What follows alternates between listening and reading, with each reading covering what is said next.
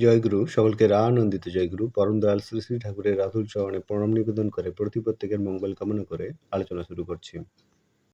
আজকে আলোচনা করব পরম দয়াল শ্রী শ্রী ঠাকুরের একটি বিশেষ নির্দেশ নিয়ে। আমাদের জীবনে রাহুর কুদৃষ্টিতে অনেক বিপদ আপদ এসে পড়ে। এজন্য আমরা যেখানে সেখানে ছুটে বেড়াই। কিভাবে এর থেকে সমাধান পাবো তার জন্য অনেক জ্যোতিষীর কাছে ছুটে বেড়াই।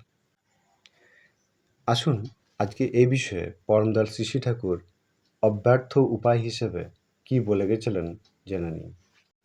একবার এক বহিরাগত দাদা পরম দয়াল শ্রী শ্রী ঠাকুরের সম্মুখে জানিয়েছিলেন যে আমার এবং আমার স্ত্রীর রাহুর দৃষ্টি কি করলে এর প্রতিকার হয়। তা আপনাদের সকলকে অনুরোধ, শ্রী শ্রী ঠাকুর এই প্রশ্ন সাপেক্ষে যা বলেছিলেন অতি মনোযোগ সহকারে শুনবেন।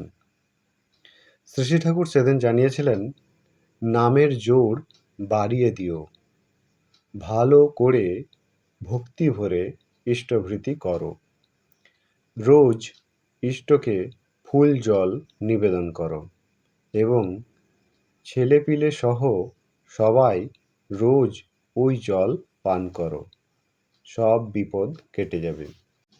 সত্যিই এক অব্যর্থ উপায়।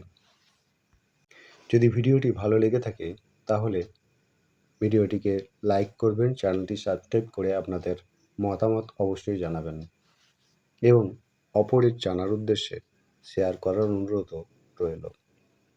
আলোচনা প্রসঙ্গে পঞ্চদশ খণ্ড পৃষ্ঠা 87। আপনারা সকলে ভালো থাকবেন, সুস্থ থাকবেন। সকলকে জানাই আনন্দিত জয়গুরু।